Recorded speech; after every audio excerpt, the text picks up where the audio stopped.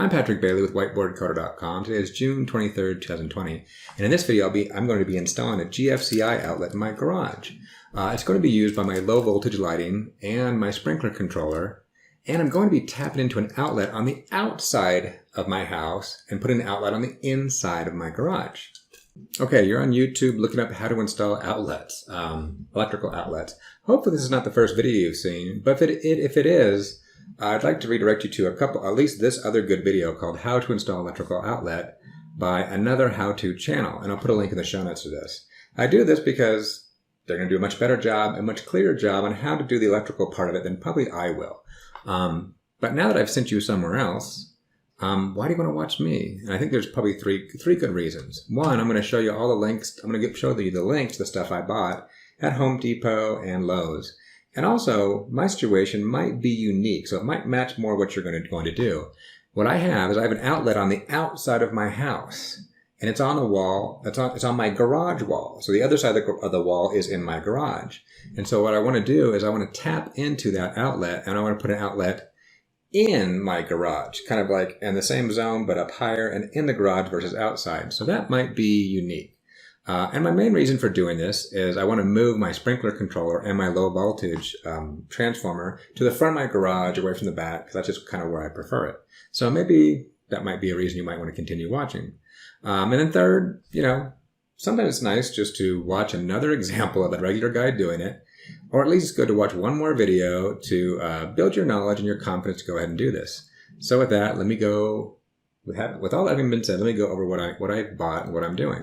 So first of all, I have my GFCI connector I bought at Lowe's the other day. And so I'll put a link in the show notes to all this stuff. And then I've got, simple, I'm going to be sawing to the wall. So I don't need to actually install a new thing. But these things are really cool because I can put a hole in there and put it in for the non-metallic low voltage old work bracket. I just love these things. And this is the wiring I'm using. I just bought a 25-foot roll of 14-2 wire. And then I accidentally, when I went to the store, I forgot that I had bought a square outlet, and I had bought one of these like a dummy, so that's not actually going to work because that's the wrong cover plate. So I still need to go buy a cover plate, and I think this is the correct cover plate, so I'll put a link to that. Now with that, there are some tools you need. I already have most of the tools, but I thought I'd put some links up to some of the tools I'm using, or at least close enough. One, I'll be cutting into drywall, so you need a drywall saw, and this happens to be the one I'm using right now. It's good to have a GFCI receptacle tester, so I have one of these right now, so you can see if it's live, and also you can run some tests on it, and also make sure it's wired correctly. Let's see. You want to make sure some kind of tester to test if it's live, and I have one of these I bought at Lowe's years ago, and I like this one. And then also, I already have a bunch of wing connectors, so I don't need to buy them, but I already have them. But this one is probably one, if you don't have one, you would probably want one, because this is a nice way where you can do your ground wire, and you can have one of the wires coming out, and I'll probably be using that in this process. And then just some other wire connectors. So anyway, so that's most parts, and I'll put all the links in the show notes. Now with that, we'll go outside and show my situation as we work on it, but before we go out there, we had this house built last year. So as they were building it, I took lots of pictures and documentation of the inside of the walls, knowing that I might want to tweak on it someday. So here's actually a picture of the side of my garage. And here we can see right here is my gas line coming in. And we can see right about over here is the outlet we're talking about. In fact, the next picture I have here, I got a little bit closer. So there's this outlet on the outside. And what we have is the wire coming out and going up. And so what I want to do is I want to tap into that. And I want to put an outlet on the inside right about here. I want to put it a little higher. So what I'm going to end up doing is taking that wire out, cutting a hole out up here, taking that wire out, running it through here, and then dropping another wire back down to reconnect this outside. But also, you might notice this is somewhat insulated, from water and rain out there, wisely so. So it might be a little more interesting to get this guy pulled out. We'll see how that goes. One idea I have is I do 3D printing. So I think as I pull this out, I may use some filament wire and kind of shove it up there and see if I can route it up and get up there. We'll see how it goes. But with that, let's go outside and start working on this. Okay, so first I need to get everything turned off. Now, I can't really show this very well outside, so I'm going to do this inside at first, then go outside and kind of do it. So here, this is GFCI tester.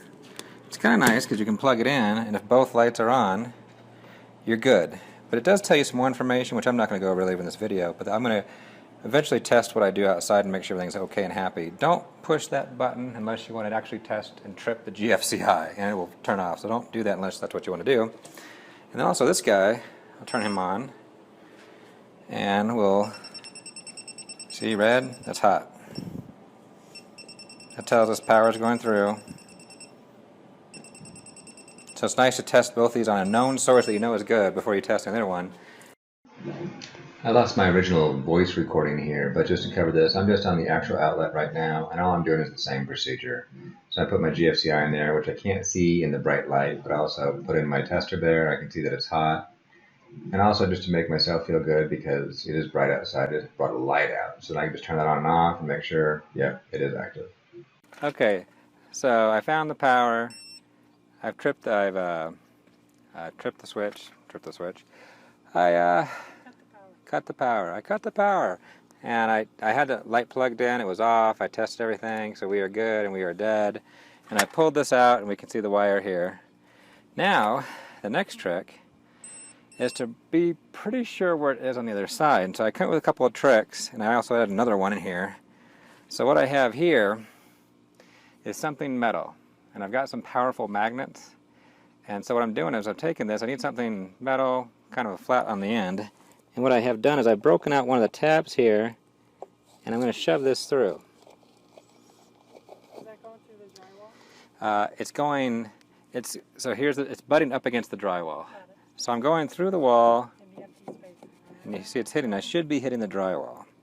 And also, what I have done is I've measured from the end of the building to here, so I'm pretty sure I know where it's at. And then going in the garage, I probably should show a link to these. There's these neodymium magnets you can get. I get them on Amazon all the time. And what you can do is I'm trying to find the studs. So you can get a stud finder, sure. But people, when they're putting these studs in, when they're putting the drywall in, they're screwing in metal screws. So there's all these metal screws evenly spaced. And so you can take something, one of these magnets, and what I do is I kind of gently go around until I break it. No, until I find a spot. You can kind of feel it, and you let go, and there you go. Or you go down, and you get 2 or 3. So I'm pretty sure there's a stud right there.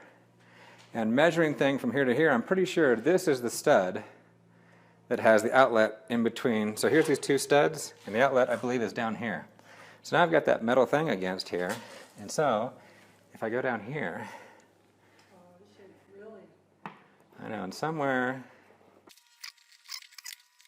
there we go. But you need a really powerful magnet to get that. So that's hooked on, but you see it's not with the drywall.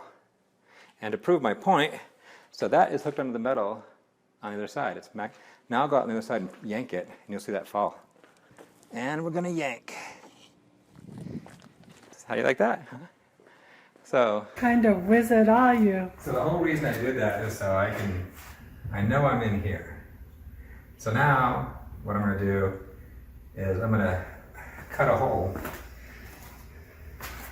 This does not need to be against the stud. This could be free floating. But I'd probably put it more closer to this side. Well, take that back. I'll just kind of put it maybe about midway. So I've marked off 44 inches. That's where everything is on my house, 44 inches high. And I'm going to mark this off, and I'm going to start using this guy to cut into my drywall and make a nice cut. And that's where this is going to go. And once I get that going, then I'll figure out how to start connecting everything up. So I got this cut out. And it's a good idea not to go too far, which is, I went too far. But don't go too far. Make sure you kind of cut it minimal, because you can always cut more. It's hard to cut less after you cut it. But I went a little too far on here, so that's going to be a little patch job I got to work on. But then got that in there. It's all the right size. But before I got that all in there, what I did is now I could reach back in here. Luckily my hands, well, depends on the size of your hand. My hand's small enough I can actually get back here. And so I could see the wire. And luckily, well, a couple things. If you're doing this, this is the don't do this at home speech, because this wall has all the siding nailed in, and those nails are in the wall. And so I was being very careful and slow, but then I hit something, and it felt a little like electric shock, so of course I freaked out and pulled my hand out real quick. And I realized, oh yeah, there's all these nails in here. In fact, I can reach in and feel them right now. So I was going slow. Go slow and pay attention. Luckily for me, right where I did this, there was a staple. So this is stapled to the 2x4.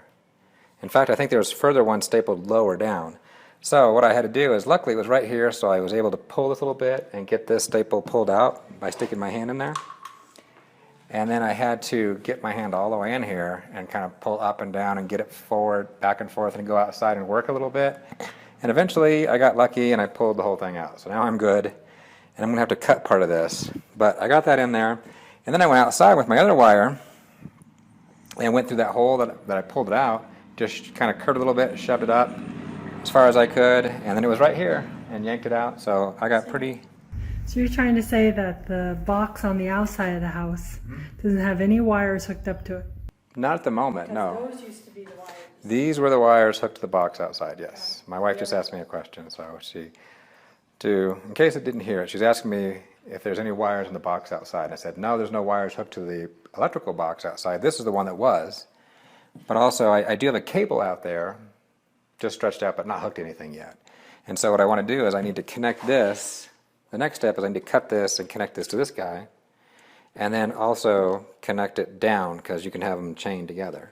And then we connect it all up and test it. We should be good to go. So let's go get it connected. Okay, so I don't need this whole giant length. I mean, I could hook it and ship it back in, but I got some nice rips here from me yanking it probably. So I cut it back to here, and that's way more than what I need. So now, what I like to do before I mess this up is just get this on, because this will help so you don't break anything more around here. And so what this does, when you get it in there, you got these two screws, and you screw it down, and what will happen is these will go up like that, and they will brace against the drywall, so it won't pull out. So you get it like that, get that in there. You'll see right there, it's going to flip down, and it stops because now it's going to brace against the drywall. We pull that, and now it should compress against the drywall. Make sure the one, yep, is too. So now I got this GFCI, and so we can see we got this tape around it. This tape is basically saying, hey, don't use this part unless you read the instructions, because this is where you'll chain it to the next one. What we want to do is connect it to these two. And so you'll see there's a gold side, and there's a silver side, and there's a green. Green is going to be ground. Ground is your copper wire, just exposed copper wire, that's your ground. And then if you look on here, it might be hard to see through the video, I'm going to have to angle it, you'll see it says white wire on this side. So this is where your white wire goes, this is hot, this is where your black wire goes. So what I will do is I will... Now how come you don't use that one? I will be using that one. Oh, okay. Okay, my wife's asking why don't I use this one? I will be. using the yellow. This one is connected to the house. Got it. This one's just going outside. Oh. So what I want to do is, since we're chaining this together, this one needs to be connected first to the house, and then it will pass the electricity on to the next one in the chain. Okay. So we'll strip this guy.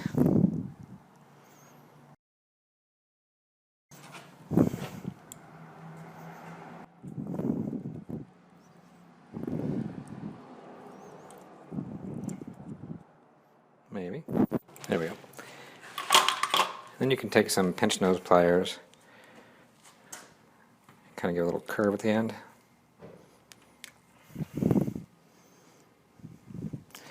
For these two. And then what I'll do is, again, silver is white, gold is black. So I'm going to do it like that. That's what I can do. Unscrew the gold one a little bit. Then I can use my hook. I might need to Another advice, I kind of put this on the way I shouldn't. Here's a good example of what not to do. You can see as I put the hook on backwards where I should, you can see as I screw it, it's going to twist off. So, here's a good example of what not to do. So let me...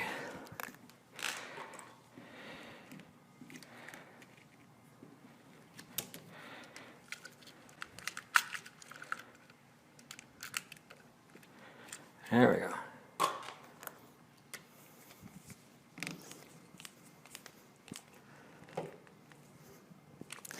Okay.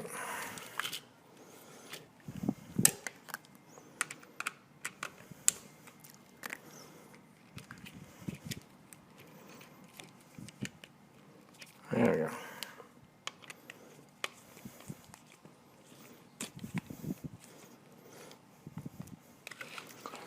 Okay, now before I put this ground wire on, I gotta do some fun stuff to it. So I'm gonna fit it with these first. So these, same thing, I'm gonna put some hooks on the hair.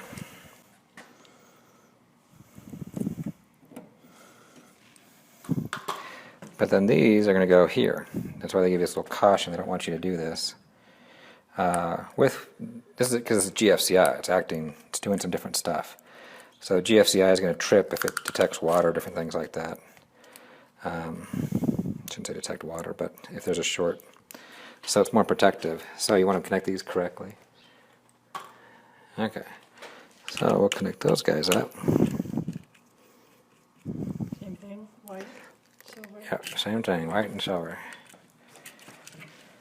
You got it.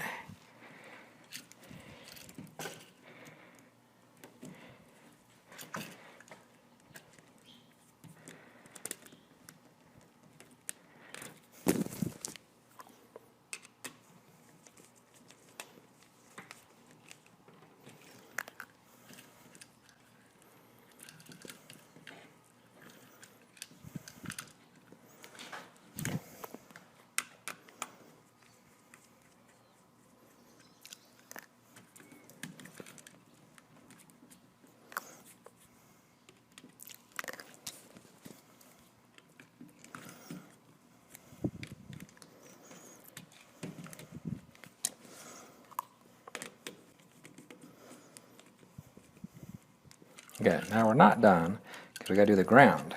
But you have two of them. But you have two of them. I got two ground. But see, there's not two ground, there's only one connection. That's where it gets a little more fun.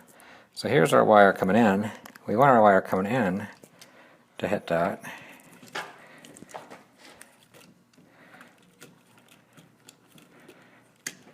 So we will put a little hook on. Well, what we'll do is wrap these together. And we'll use this guy. A lot of times when you're wrapping stuff together, you got guys like this that you can connect them together. This one's got a hole in the end. So he's unique. So I probably wrapped the wrong way, didn't I? We wrapped it the right way.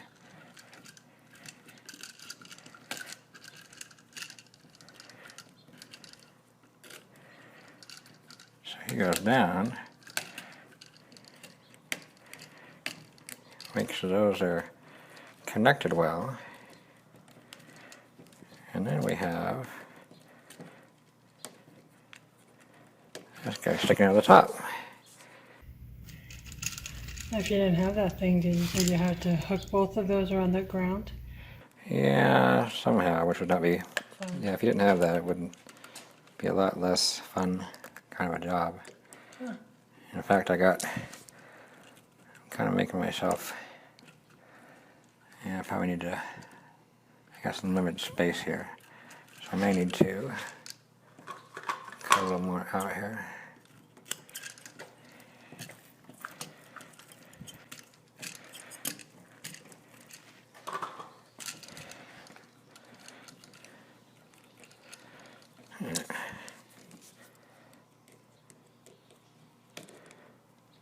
Okay, I don't have enough space there. Okay, let me go fix it. I need to fix that so I have enough space to get in there. Okay, so we got it all working, so I got a light on. So power's going through there. If I put in my tester, you can see I got 2 orange and no red, so we're all good. And of course I'll go test the outside. Now, if this is your first GFCI in the chain, what you can do, this one actually has a test button. I can push this test button. Otherwise, I can stick this in. In fact, I can stick this in on the one outside, which is not a GFCI, and I can click this button, which is the tester, and it'll take the power out. Now, that is the GFCI switch. It's not our breaker box. But in this case, I kind of forgot. This is not the last guy in the chain. That's a GFCI. There's one over there. So I'm going to go over there and push a button on that GFCI and reset it. So now we're good to go. We got power again. So this technically did not have to be a GFCI, but it is. So there we go. We're good to go. And I already got the one outside all hooked up with the new wire. Did the same thing, except for it's not a GFCI. It doesn't need to be. And we're good. Thanks for watching. I hope you liked the video. If you did, please give it a like. To subscribe, just click the subscribe button. Also, you can follow me on Twitter under the handle @whiteboardcoder.com. View any code I may have thrown up as a gist at GitHub under the username PatmanDenver, or check out my blog site at whiteboardcoder.com.